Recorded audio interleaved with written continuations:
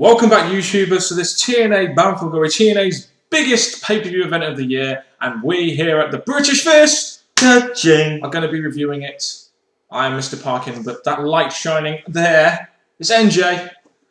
What's up? The phenomenal NJ. And I'm that Christopher Daniels geezer, but there we go. Right, so make sure you go subscribe up above, like this video, and comment your thoughts if indeed you saw Bound for Glory down in that comment section below. And please contact us in the links in the description box below. So, TNA's biggest pay-per-view event of the year. We watched the pre-show. It was alright, wasn't it? We had the whole Mexican-America getting that overbooked win over Inc. in a match we never really cared about in the first place. Are we glad that was on the pre-show rather than the card? Yes and no. Yes, because it was, as we said, the match we were looking forward to. No, because they had a championship match, not on TV. I feel it was the match we least cared about, so as far as I'm concerned, giving other matches time was probably a good thing for me. It did a decent job of hyping up to the actual show. So I mean, I'm glad TNA actually did this. I thought it was pretty nice addition to the show. It was alright, yeah. Yeah. We started off on this Bound for Glory card with the X Division Championship match between Austin Aries and Brian Kendrick. Good sort of match to open the card. It's a fast pace. I would have liked to have seen this match higher on the card after their match at No Surrender, which was quite good and probably match of the night in my opinion. But I didn't mind seeing this as the curtain jerker because at least it was a nice fast-paced match, which I enjoyed. The thing I was saying in the predictions video is that now they're having another match at the next pay-per-view following the last one, you're having to try outdo it, try and beat it. And with this one, yeah, it was alright, but I just really didn't care much about it except Brian Kendrick in. As much as I don't like Kendrick, I still think they put on a good match. So I'm not going to complain about the match. I actually quite enjoyed it for the most part. I thought that top row sliced bread spot was pretty nice. And the right guy won. It was pretty back and forth. I can't complain about it really.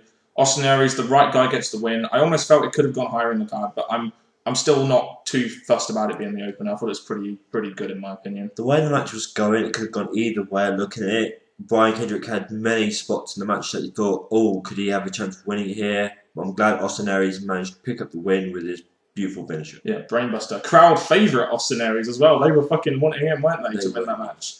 We get a backstage segment with Karen Jarrett, seeing that she is the special guest referee of the Knockouts match. Oh, and this whole segment, you kind of knew Tracy Brooks was going to be interfering in that match. God, that was fucking stupid, wasn't it? I mean, Karen fucking Jarrett as the referee. Yeah, the way she was there and just showing off her outfit playing, it's not body showing just all that. Stupid. We followed up the opener though with RVD versus Jerry Lynn, a match which was born in the ECW years of 1999, and the ECW fans really quite liked this match, didn't they? A lot of ECW guys, this is the home of ECW, they were enjoying this match. I thought it was decent. It was Full Metal Mayhem. They kind of made use of the ladders and chairs. What were your opinions on this match? There was good spots, like they did this, Rob Van Dam dive from one corner to the other when Jerry Lynn hit the ladder. That was awesome. So good spots in, but it's just like, I'm not really a fan of this rivalry. Jerry Lynn, he's done it now, he lost, so end it there. Yeah, I do wonder why Jerry Lynn got on this card, but for what they did, at least they gave us a good match, which is one thing I kind of hoped would happen on this match, even though this rivalry was born in 1999 and we didn't really want to see it, but it was still a decent, I thought it was a pretty good match. I just wish that someone else other than Jerry Lynn would have been on this card with RVD. Maybe RVD put over a young guy, but who knows. True, I'm just glad it's finished, and I hope they'll end it there. Okay then. Crimson versus Samoa Joe versus Matt Morgan. Triple threat match with, again, there's the fans were on Samoa Joe's side in this one, weren't they? They were indeed. They didn't like the people that can draw money for their company, as in Matt Morgan and Matt Morgan and Crimson. We had a nice video package highlighting all three of the guys, which was nice, I thought. What did you think of the match itself? The video package got me excited for this match, but the fact is that, yes, it had one of my favourite wrestlers in, Matt Morgan, but I just didn't. As the match went on, I gradually lost interest in it because it just weren't giving me what I was expecting. I think the problem with this match was it got 7 minutes, which isn't really enough time. The finish was quite bad, in my opinion. Just as we thought the wrestlers were really going to amp up to that next gear. You know, at 5.5 minutes, Crimson and Morgan start fighting, and then on 7 minutes, Crimson gets the win with us. Kind of, it wasn't a very good finish in my opinion. It wasn't very good to end the match like that. They had Matt Morgan right near the pinfall, so I just thought maybe the match could continue, but they just finished. It's just the timing. I just really thought that they really were going to that next level, and all of a sudden they kind of just stopped it. And kind of downgraded it because I just underwhelming. Again, I was hoping more from this match. Yeah, so was I, MJ. However, this next match though. between Bully Ray and Anderson in a Philadelphia street fight was quite good. We had the promo at the beginning when Bully Ray's backstage, making sure that the ECW fans in there wouldn't cheer for him. I really like the fact that TNA did this. I think they learned from the Austin Aries thing, and they made sure that Bully Ray was the heel going into this match, because all the ECW marks in there would have cheered for him if they didn't do this. No, I really enjoyed this. They had Bully Ray on mic at the beginning, which I liked. They had the match itself, and again, it had good spots in. Both guys looked good. I just enjoyed it. Yeah, the match went backstage, went into the crowd. We had tables, we had guardrails. Bully Ray gets Anderson's mic 6 minutes into the match. Yeah, I really did enjoy this match. It went everywhere around the arena. It really was a Philadelphia street fight, and I did enjoy this. And the finish came after kind of a botched finish, but they made up for it with the mic check through the table. So you could say it was a botched finish, but at the same time, you could say it was also a very good match. They got 15 minutes. I was impressed. And again, with this match, it could have gone either way. Different spots happened. This match could have gone either way, and I just like the way that they fixed their botchy things. The table didn't break when he did that when Anderson did a Swanton bomb. And again, they picked up nicely. Buddy went through the table, 1, 2, 3. Anderson won. It was a very good brawl, I thought, which really, I think, contributed towards the rivalry in the match. So the right guy won as well, Anderson. So yeah, I enjoyed this match. I was pretty happy with this. We get a backstage segment where we realise that the referee for Hogan and Sting's match is Eric Bischoff's son. And the commentary team were kind of like, huh? Did he say he's his dad? It's like, okay, that was a bit weird, wasn't it? Yeah, unexpected. Kind of made you think that this could be a fixed match. Yeah. But we'll get to that at the end. Basically an example of TNA trying to put everything on Hogan's side. So next we had the Knockouts Championship 4-way match between Velvet Sky, Madison Rayne, Mickie James, and Winter. And why the fuck did Karen Jarrett get her own entrance when she's a special guest referee in a match which she really has no part to play in? That pissed me off about this match. That really pissed me off. That gave her importance to this match, but the thing that annoyed me when I watched this match was it weren't actually a fatal 4-way. No. And that really dragged it out. And obviously, if you watch our predictions video, we made that Velvet Sky was going to win. Yep. This match made it a lot more simple for her to win. Yeah. While I didn't like the lack of fatal weight, I think having two knockouts in there kind of helps the match flow a little bit better. Fatal 4-way matches kind of take away from it sometimes. But in this case, we had Winter spraying Karen with mist, which I thought was fucking hilarious because we hate Karen Jarrett. And Tracy Brooks come out as we kind of predicted from that promo segment and counts the pin for Velvet Sky. We kind of thought Madison Rayne did the job. Wasn't a terrible match. It's just that Velvet Sky... The way this match went, it was all built to Velvet Sky. Even at the beginning of the match, my whole liking of the match went from it could be good because it's a fatal 4-way straight down. The match itself, the knockouts didn't put on much of an exciting match for me to be interested in this, so I just lost interest from the start. You just knew from that Velvet was going to win. It was all going to be putting over Velvet Sky in a kind of cheapy way. She got the pin on Madison Rayne.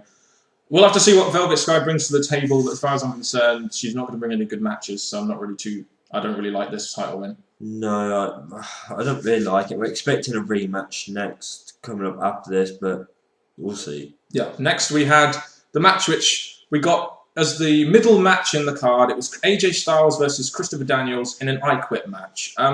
We had a nice little video package highlighting their history. They do have a lot of history because Christopher Daniels has beaten AJ Styles. Yeah, many times. Yeah, I beat AJ Styles. Christopher Daniels beat AJ Styles. Yeah, he beat AJ Styles. Yeah, you kind of got that message throughout, didn't you? To me, these guys can go out there and put on a great wrestling match. We know that. We saw it at Destination X. I think the I Quit element helped the storytelling more, but it really hindered the great wrestling we know they could do. And that's what I thought it did, kind of. And the finish didn't help either. We had AJ, who was more of the wrestling side of the match. AJ did lots of good wrestling moves and that, but it was just Christopher Daniels who brought the weapons into the match. And he actually, again, he took away the wrestling part of this match because most of his actions was through weapons. But it helped the storytelling, though, which I wasn't too bothered about. It's just that the finish for me was really weak and I didn't like it. And this is why I didn't want it to be an I Quit match, because the finish really was typical of an I Quit match and really didn't end this. And we know from now what's happened here that there's going to be continued rivalry, which really we didn't really want to see. Well, we had Christopher Daniels on mic actually telling his family to look away now because it's going to get brutal. But the thing is, from then on, it just got worse. The match went from an okay wrestling fight just down.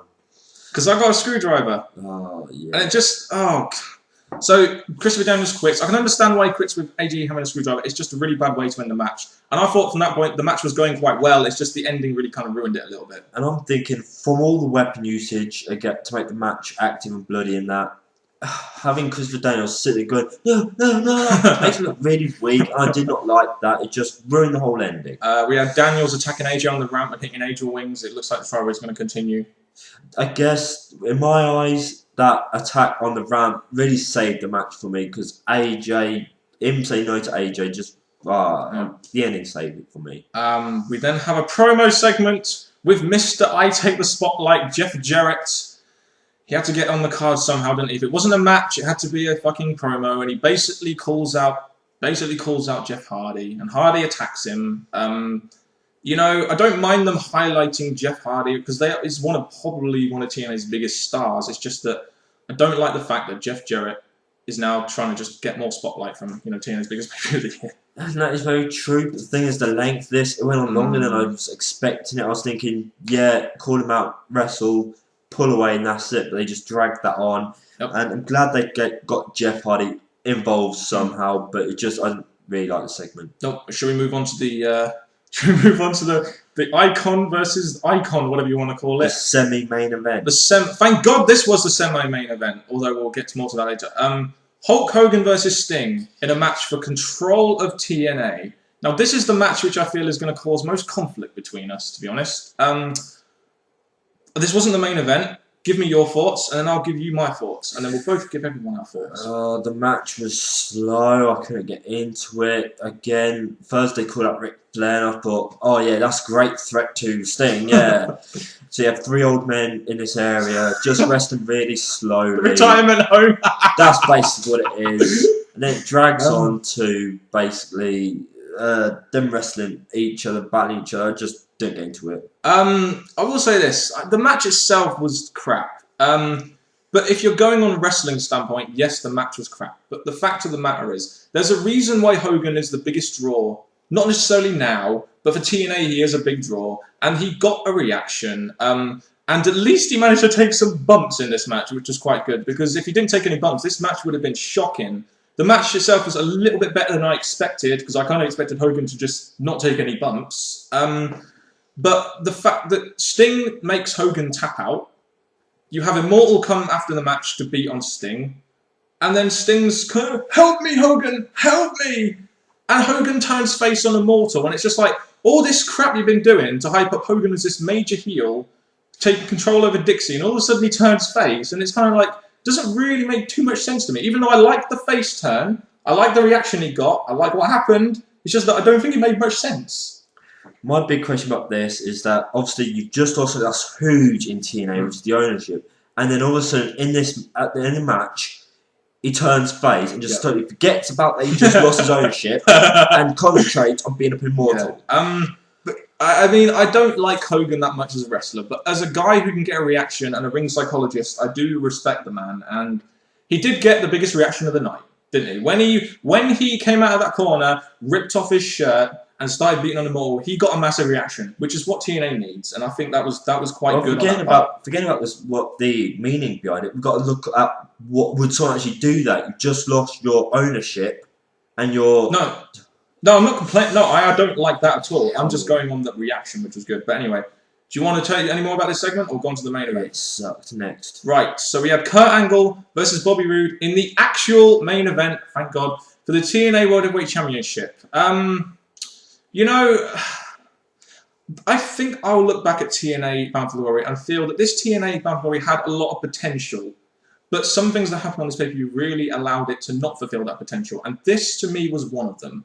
Bobby Roode not winning the World Heavyweight Championship was a bad thing. He needed to win this championship for this pay-per-view to stand out, and we got Angle winning. The whole thing about it is not just that he lost, he lost in a way that he should have not lost, because he had his foot on the rope. Angle had... No, hold on a minute. No, Didn't Angle have his hand on the rope and he was having leverage? Something like that? It couldn't really tell, but it's like wrong with the ending.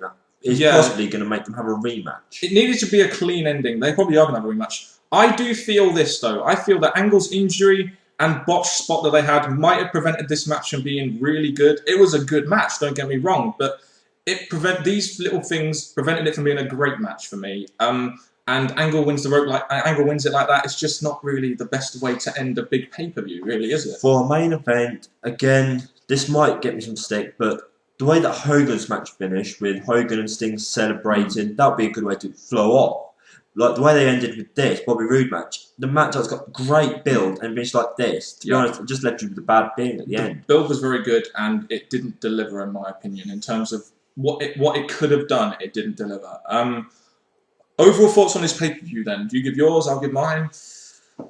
Some of these matches, again, you look at them on card, think, I'm looking forward to that match, looking forward to that match. And the match that I was looking forward to didn't turn out as great as they would be. Like, they had the AJ Styles and Christopher Daniels match, that turned out to be a whole mess. The knockouts, that turned out to be a mess. Then you get to Hogan and Sting, Bobby Roode and Kurt Angle, but I enjoyed the Buddy Ray and Anderson match.